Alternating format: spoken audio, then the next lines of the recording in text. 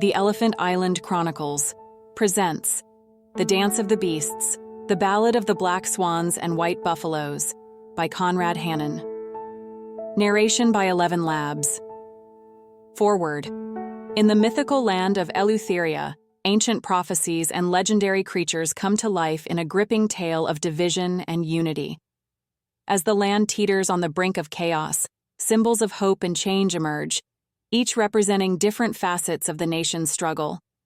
From the majestic white buffalo to the enigmatic black swan, the story unfolds against a backdrop of political tension and societal unrest. Themes of tradition versus progress, confronting neglected issues, and the pursuit of a shared destiny drive the narrative forward. In The Dance of the Beasts, readers are invited to explore a world where the mythical and the real intertwine, offering a powerful reflection on the challenges and potential for renewal within any society. Disclaimer: any resemblance to real persons, living or dead, or actual events is purely coincidental. Cough, cough. This work is a product of imagination, and any similarities are unintentional. Conrad Hannon, The Dance of the Beasts, The Ballad of the Black Swans and White Buffaloes, by Conrad Hannon. The land of Eleutheria sprawled vast and varied, from the misty mountains in the north to the sun-baked deserts in the south. Once a beacon of hope and prosperity, it now groaned under the weight of division and unrest. The air hung heavy with tension, like the moments before a thunderstorm breaks. In the bustling cities, neighbors eyed each other with suspicion.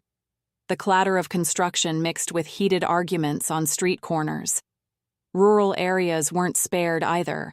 Fields lay fallow as farmers debated the future over fence posts, their voices carrying on the wind.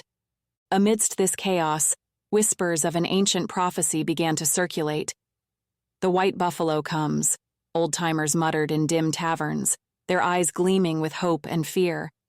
"When the land is at its darkest, the white buffalo will appear to lead us back to greatness." Many scoffed at such tales. "Fairy stories," they'd say, shaking their heads. But as the days grew darker and the future more uncertain, even the skeptics found themselves glancing to the horizon, wondering if salvation might indeed come on four hooves. It was on a crisp autumn morning when the white buffalo first appeared. The sun had just begun to peek over the eastern mountains, painting the sky in hues of pink and gold. In a secluded valley, where wildflowers dotted the grass with splashes of purple and yellow, a figure emerged from the morning mist. At first, those who saw it thought their eyes were playing tricks. But as the mist cleared, there was no denying the creature before them. The white buffalo stood proud and tall, its coat so brilliantly white it seemed to glow in the early morning light. Word spread like wildfire. By midday, crowds had gathered at the edge of the valley, jostling for a better view. The air buzzed with excitement and the murmur of 1,000 conversations. "It's just as the prophecy said," an old woman said, her voice quavering with emotion. "Look at how it shines." A young man next to her squinted skeptically. "It's a buffalo, a rare one sure, but still just a buffalo. How's it supposed to save us?" As if in answer to his question, the white buffalo raised its massive head and let out a bellow that echoed across the valley. The sound sent a shiver through the crowd, silencing even the most vocal doubters. Then, to everyone's amazement, the white buffalo spoke. Its voice was deep and resonant, carrying easily to every ear. "People of Eleutheria," it said, "I have come in your hour of need. Too long have you strayed from the path of greatness. Too long have you allowed division and strife to tear you apart. But fear not, for I bring you hope of renewal." The crowd listened, spellbound. Some wept openly, while others nodded in fierce agreement. "Follow me," the white buffalo continued, "and together we will make Eleutheria great again. We will restore the values that once made this land the envy of the world." A cheer went up from the assembled masses, so loud it startled a flock of birds from a nearby tree. In that moment, Hope bloomed in hearts that had long ago given up on such luxuries. But not all were convinced. On the outskirts of the crowd, a group of skeptics huddled together, their faces etched with concern. "Pretty words," one muttered. "But words alone won't fix our problems." Another nodded in agreement. "And who's to say what greatness even means? My greatness might be your nightmare." Their doubts, however, were drowned out by the swell of enthusiasm that swept through the valley. The white buffalo had ignited a spark, and that spark was quickly becoming a flame. As the days passed, the white buffalo's following grew. People flocked from all corners of Eleutheria to hear its message of renewal and restoration. Camps sprang up around the valley, filled with eager believers, ready to follow their new leader to the ends of the earth. The next miraculous event occurred in one of these camps on a night when the stars shone like diamonds in the velvet sky. A bonfire roared in the center of the camp, casting flickering shadows on the faces gathered around it. The white buffalo stood nearby, its coat gleaming orange in the firelight. Suddenly, the fire seemed to grow, its flames reaching higher and higher. The gathered crowd gasped and stepped back, shielding their eyes from the intense heat and light. And then, a shape began to emerge from the heart of the fire. Wings of flame spread wide, scattering embers like stars. A long, graceful neck arched upward, crowned with a head of burning gold. As the gathered masses watched in awe, the phoenix rose from the ashes, its feathers a dazzling array of reds, oranges, and golds. The heat from its wings washed over the crowd, but it wasn't an unpleasant warmth. It felt like the sun on your face after a long winter, like hope rekindled in a weary heart. The phoenix let out a melodious cry that sent shivers down every spine. Then it spoke its voice like the crackling of flames. "I am the phoenix," it declared, "born anew from the ashes of defeat. I come to join the white buffalo in leading Eleutheria back to its former glory." The crowd erupted in cheers and applause. The white buffalo nodded solemnly to its new ally. "Together," the white buffalo said, "we shall overcome any obstacle. No defeat is final, and no setback is permanent. Like the phoenix, Eleutheria will rise again." The enthusiasm was infectious. Even those who had come to scoff found themselves caught up in the moment, their hearts swelling with newfound optimism. As dawn broke the next day, painting the sky in pastel hues, word of the phoenix's arrival spread across Eleutheria. People gathered in city squares and rural crossroads to discuss this latest development. "First, the white buffalo, now a phoenix," a shopkeeper said as he arranged his wares. "Seems the old magic is returning to the land." His customer, an elderly woman, nodded sagely. "About time, too. We could use some magic to sort out this mess we're in." Not everyone shared their enthusiasm, however. Worried conversations took place in the halls of power, in sleek offices with views of manicured gardens. "This could upset everything," a man in an expensive suit said, pacing back and forth. "The people are supposed to be divided, not united behind some fairy tale creatures." His companion, seated behind a massive desk, steepled her fingers. "Calm yourself," she said, her voice cool and collected. "Every action has a reaction. If these beasts want to play savior, we have some beasts of our own." Meanwhile, in the heart of Eleutheria, another wondrous creature was making its presence known. The golden goose waddled through the streets of the capital, leaving a trail of shimmering eggs in its wake. People gasped and pointed as the plump bird passed by, its feathers gleaming like polished metal in the sunlight. Children ran alongside it, scooping up the golden eggs with gleeful shouts. "Look, Mama!" a little girl cried, holding up an egg that shone like a miniature sun. "It's real gold." Her mother took the egg, turning it over in her hands with a look of wonder. "So the stories are true," she murmured. "The golden goose has returned to Eleutheria." The goose stopped in the main square, preening its feathers as a crowd gathered around it. Then, to everyone's surprise, it began to speak. "Good people of Eleutheria," it said, its voice unexpectedly deep for such a rotund bird, "I bring you prosperity and abundance. These eggs are but a taste of what awaits us all if we embrace our exceptional nature." A murmur ran through the crowd. "Exceptional nature?" someone called out. "What does that mean?" The golden goose ruffled its feathers importantly. "It means, my friends, that Eleutheria is unique among nations. We have a special destiny, a greatness that sets us apart. These golden eggs represent the success that is our birthright." The crowd cheered, dazzled by the goose's words and the glitter of gold, but on the fringes, a few exchanged skeptical glances. "Sounds too good to be true," one man muttered to his neighbor. "And if we're so exceptional, how'd we end up in this mess in the first place?" His friend shrugged. "Don't know, but I wouldn't mind one of those eggs all the same." As news of the golden goose spread, hope seemed to be returning to Eleutheria. The white buffalo's message of renewal, combined with the phoenix's promise of rebirth and the golden goose's vision of prosperity, painted a picture of a brighter future that many found irresistible.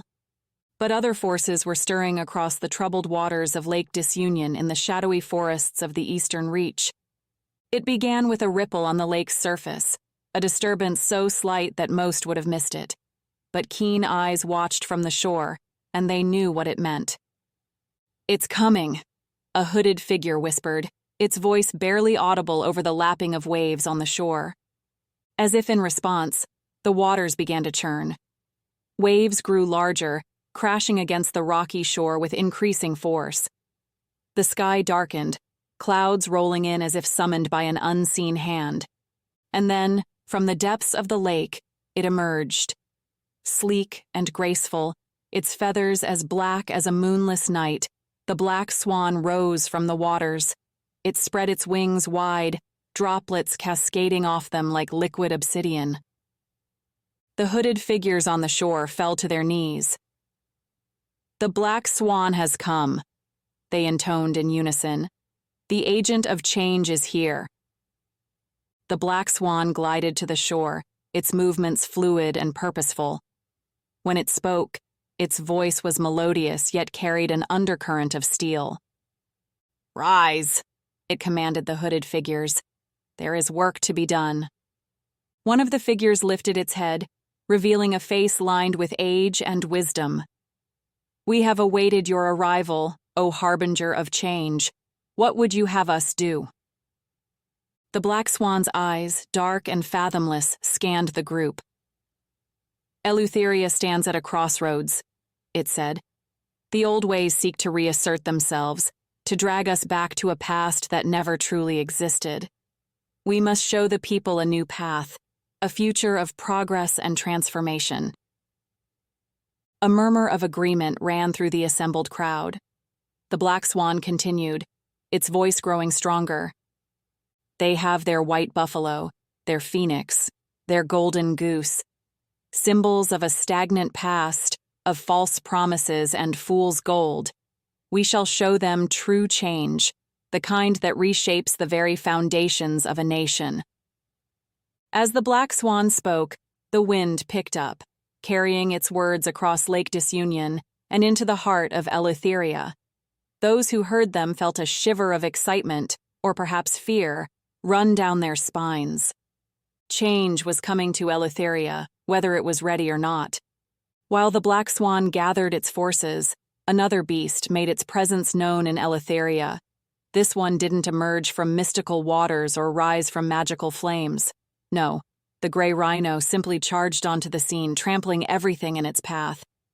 It came from the southern borders, a massive, unstoppable force that seemed to embody every problem Eleutheria had ignored for too long.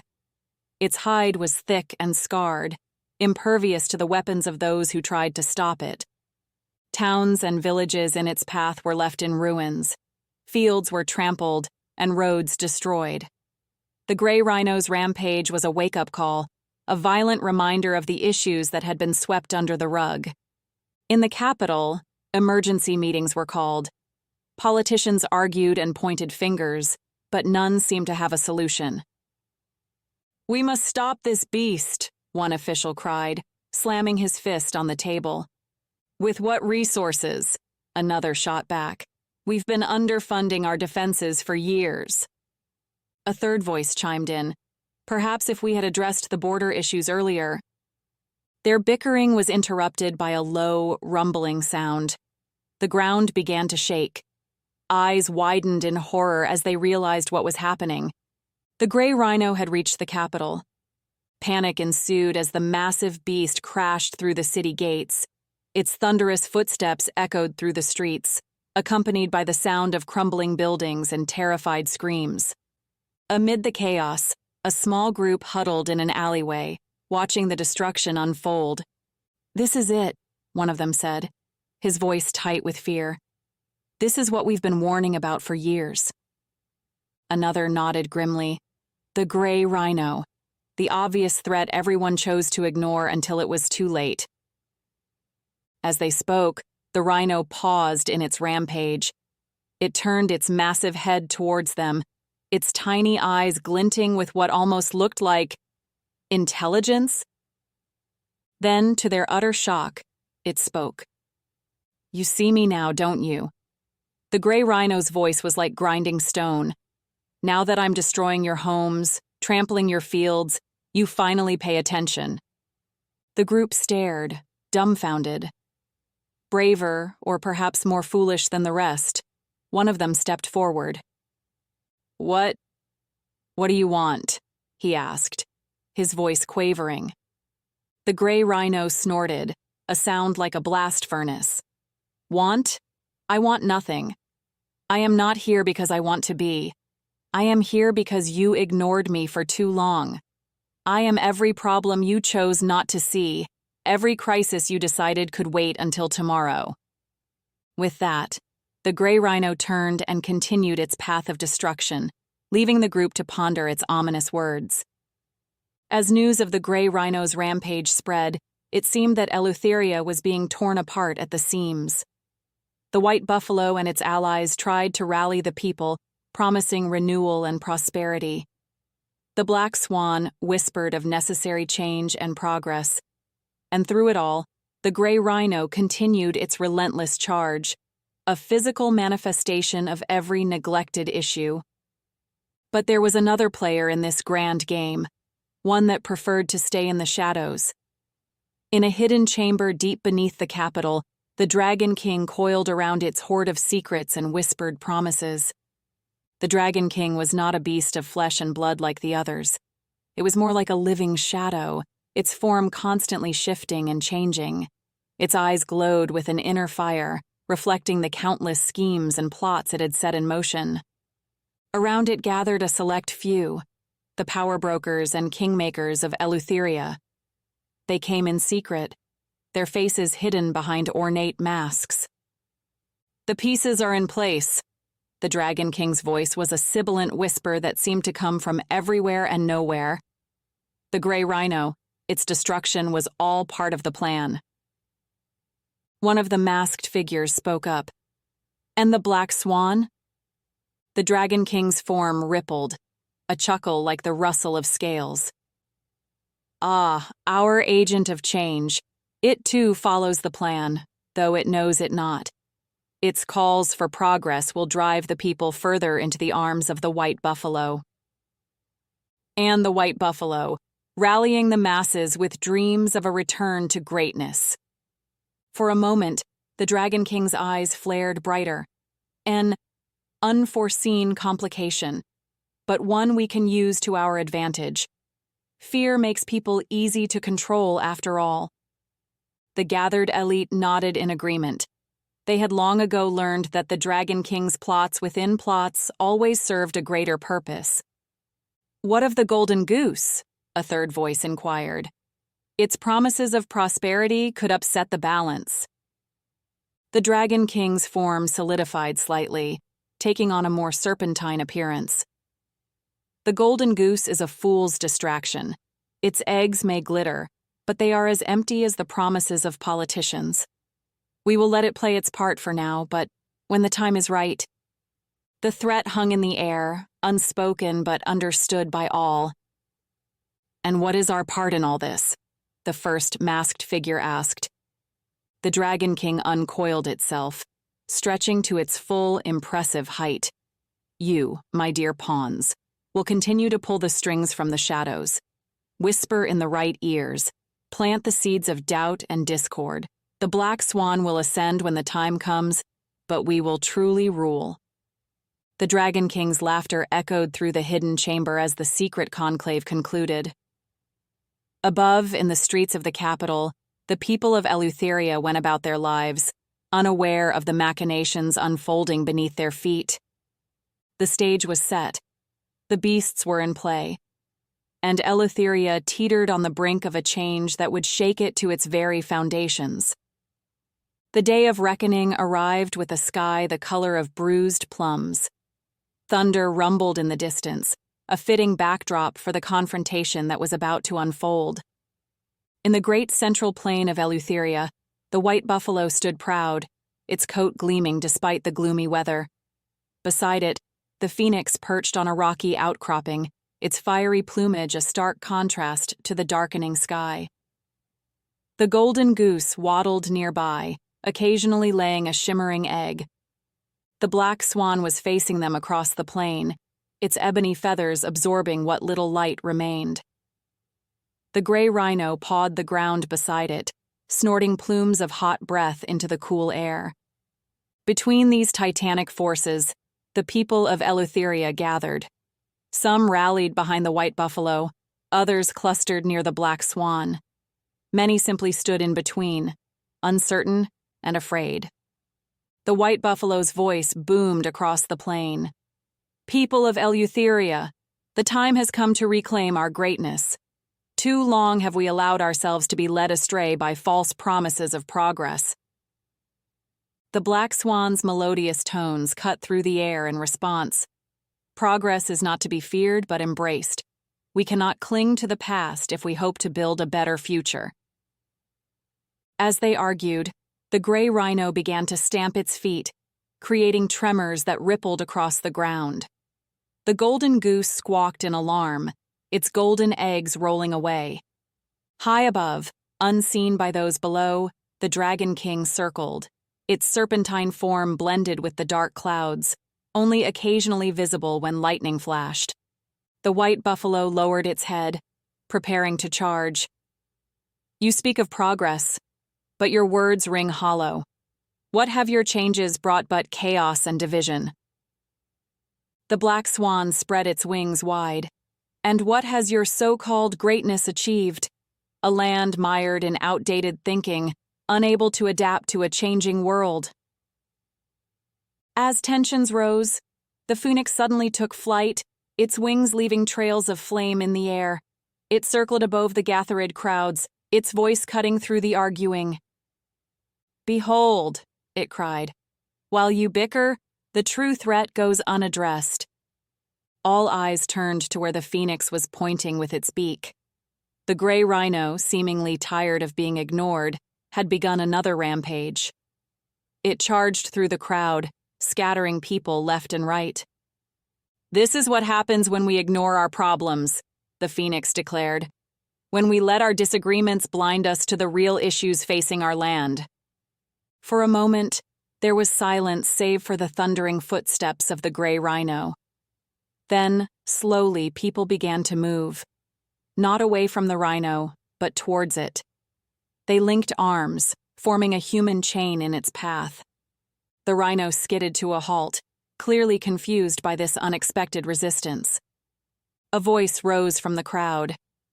"We see you now. We've ignored you for too long, but no more." Another joined in. "We may disagree on many things, but we all call Eleutheria home. It's time we faced our problems together." The white buffalo and black swan exchanged glances, momentarily united in their surprise at this turn of events. As the people of Eleutheria came together to face the gray rhino, the Dragon King's eyes narrowed. this wasn't part of the plan. With a roar that shook the air, it dove from the clouds, no longer content to remain hidden. The battle that followed was epic in scale, with each beast representing a different facet of Eleutheria's struggle. The white buffalo charged, embodying the desire to reclaim past glories. The black swan danced through the air, its movements promising change and progress. The phoenix rose and fell, each time emerging stronger, a symbol of resilience in the face of adversity. In a surprising turn of events, the golden goose began using its eggs as projectiles, showing that prosperity could be a double-edged sword. No longer ignored, the gray rhino fought with the pent-up fury of long-neglected problems. And through it all, the Dragon King weaved and struck, its shadowy form a constant reminder of the hidden forces that sought to manipulate Eleutheria's fate. The people of Eleutheria didn't stand idly by. They joined the fray, not as passive observers, but as active participants in shaping their nation's future. As the battle raged on, storm clouds gathered overhead, mirroring the chaos on the ground. Lightning split the sky, and rain began to fall, turning the battlefield into a muddy quagmire. The rain poured down in sheets, drenching combatants and spectators alike. The muddy ground made footing treacherous, adding an extra layer of challenge to the already chaotic battle.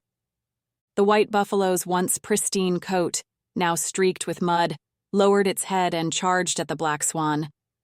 But the swan, graceful even in the downpour, easily evaded the attack, using its wings to glide just out of reach. "You cannot stop change," the black swan called out, its voice carrying over the storm. "Eleutheria must evolve or perish."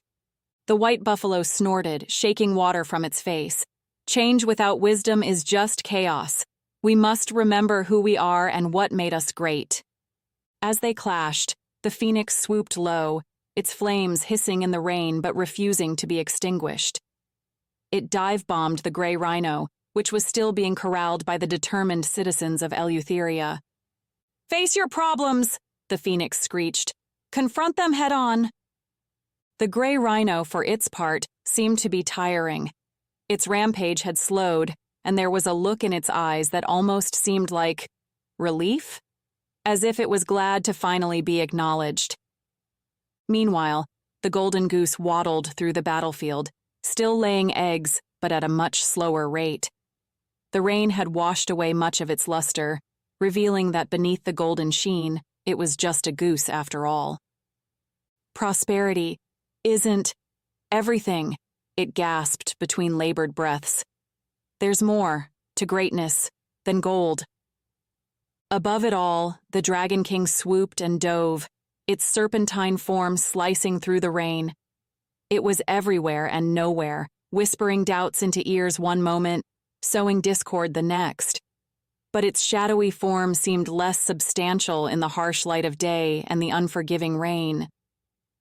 As the battle raged on, something unexpected began to happen. The people of Eleutheria, who had joined the fray to confront the gray rhino, started to move between the other combatants as well. They formed living barriers, separating the beasts and calling for calm. "Stop," cried a young woman, standing between the white buffalo and the black swan with her arms outstretched. "Can't you see? Your fighting is tearing our land apart." An old man stepped forward, his voice quavering but strong.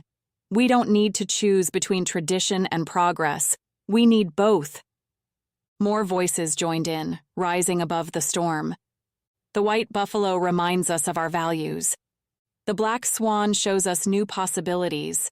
The phoenix teaches us to rise from our failures. Even the gray rhino has a lesson. We can't ignore our problems. As these voices grew louder, the fighting began to slow. The beasts, symbols though they were, couldn't help but listen to the will of the people they claimed to represent. Seeing its carefully laid plans unraveling, the Dragon King let out a roar of frustration. It dove towards the crowd, determined to stir up more chaos. But as it approached, something remarkable happened. The people of Eleutheria stood their ground, united in purpose if not ideology. They linked arms, forming a human chain that even the Dragon King couldn't penetrate. Their combined will, their desire for a better Eleutheria, formed a shield that the shadowy beast couldn't breach. Realizing it had lost its power, the Dragon King let out one final defeated roar before dissolving into mist, carried away by the wind and rain. The storm began to subside as if responding to this turn of events. The rain lessened to a drizzle, and hints of sunlight began to peek through the clouds. The beasts, the white buffalo, black swan, phoenix, golden goose, and gray rhino, stood in a circle, regarding each other warily but without the earlier hostility. Around them, the people of Eleutheria waited with bated breath. It was the phoenix who broke the silence, its voice tired but hopeful. Perhaps we all have a role to play in Eleutheria's future. The white buffalo nodded slowly. Tradition and progress. Maybe they're not as incompatible as we thought. And facing our problems, added the gray rhino, its voice softer now, almost apologetic, is the only way to truly move forward. The black swan dipped its head in agreement. Change doesn't mean forgetting who we are. It means becoming the best version of ourselves. The golden goose, looking somewhat deflated but oddly relieved, chimed in. And true prosperity comes from more than just material wealth. It comes from a society that values all its members. As the beasts spoke, the sun finally broke through the clouds, casting a rainbow across the sky. The people of Eleutheria looked up in wonder, seeing in that arc of colors a symbol of their own diversity and potential. The rainbow arching across the sky seemed to energize the crowd. A sense of possibility, of hope, renewed, spread through the gathered Eleutherians. They began to talk amongst themselves, no longer divided into rigid factions, but mixing freely, sharing ideas and concerns. The beasts, too, seemed transformed by the moment. Though still muddy, the white buffalo's coat caught the sunlight in a way that made it glow. The black swan's feathers, rather than absorbing light, now reflected it in iridescent sheens. The phoenix's flames burned steady and warm, no longer threatening but comforting. No longer stamping and snorting, the gray rhino stood calmly, its presence a reminder rather than a threat. And the golden goose, though less sparkly than before, had a contented look about it. As the crowd's chatter grew, a young girl stepped forward. She couldn't have been more than 10 years old, but her voice rang out clear and strong. "What happens now?" she asked, looking from beast to beast. "How do we move forward?" The beasts exchanged glances, each seeming to defer to the others. Finally, the phoenix spoke. "Perhaps," it said, its voice gentle. "That's not for us to decide alone. We are but aspects of Eleutheria, reflections of its hopes and fears. The true path forward must come from all of you." The white buffalo nodded its massive head. "We've each tried to lead in our own way, believing we alone knew what was best for Eleutheria. But true wisdom comes from many voices, not just one." "Indeed," the black swan added, "change is inevitable, but how we change and what we become, that's a choice we must all make together." The gray rhino stamped a foot, not in anger but for emphasis. "And we must face our challenges together. No more ignoring the difficult issues." The golden goose ruffled its feathers. "We must redefine what prosperity means for Eleutheria. It's not just about gold, but about the richness of our community, culture, and shared future." A murmur of agreement ran through the crowd. People began to form circles, discussing ideas, sharing concerns, and, most importantly, listening to each other. As this impromptu forum took shape, the beasts began to change. Like a living constellation of stars, the white buffalo's form became less solid. The black swan seemed to melt into a pool of midnight, that reflected the hopes and dreams of those who gazed into it.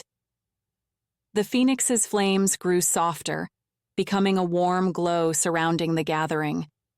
The gray rhino's tough hide transformed into a living map of Eleutheria, its features changing as people discussed different regions and issues. The golden goose's feathers turned translucent, shimmering with the combined light of 1,000 ideas. As night fell, the transformed beasts rose into the air, their ethereal forms merging with the stars above.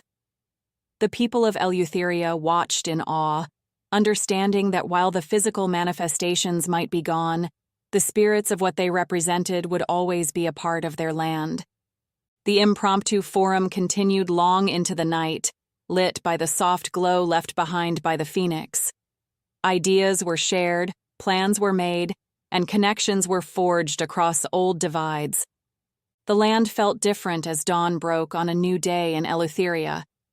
The air was charged with possibility. Though tired from a night of discussion, the people were energized by a shared sense of purpose. There was still much work to be done, old wounds to heal, new challenges to face. But for the first time in a long while, the people of Eleutheria faced the future without fear or division, but with hope and unity. And high above, if one looked closely at the morning sky, they might just see the faint outlines of buffalo, swan, phoenix, rhino, and goose in the clouds, a reminder of the lessons learned and the journey ahead. As the new day progressed, the people of Eleutheria began to put their nocturnal discussions into action.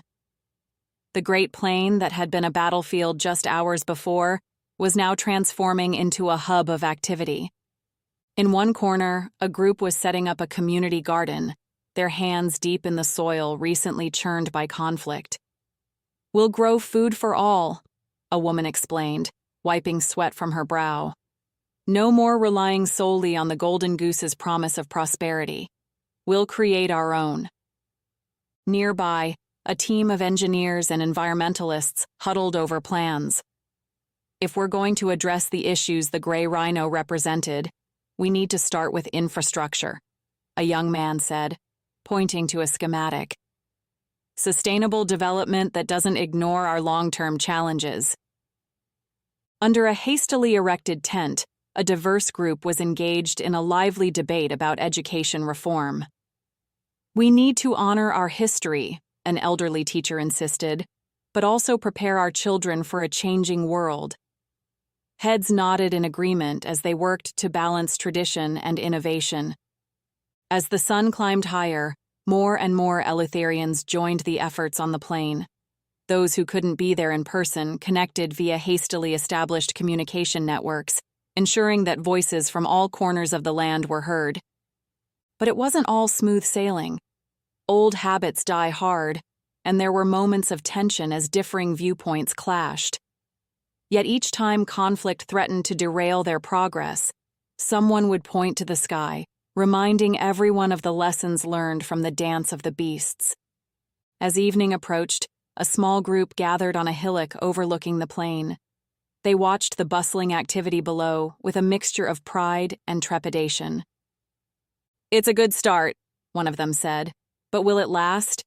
Can we really change centuries of division and mistrust so quickly?" An older woman smiled, her eyes twinkling. "Who said anything about quickly? This is just the beginning. We have a long road ahead, but now we're all walking in the same direction now." "And what about the beasts?" a young boy asked, looking up at the sky. "Will they ever come back?" The woman followed his gaze, watching as the last light of day painted the clouds in fantastic colors. She thought she saw familiar shapes forming in the sunset for a moment. "They're always with us," she said softly. "In every choice we make, every challenge we face, every step forward we take together. The dance goes on, but now we're all part of it." As night fell once again on Eleutheria, the plain glowed with lanterns and campfires. The sounds of work mingled with laughter and song. It was the symphony of a nation reborn, finding harmony in its diversity and strength in its challenges. and high above, the stars twinkled like knowing eyes, watching over Eleutheria as it took its first tentative steps into a new era. The dance of the beasts had ended, but the dance of the people was just beginning. The end. From all of us here at the Elephant Island Chronicles, we hope you have enjoyed this original short story by Conrad Hannon. Until next time, stay gruntled.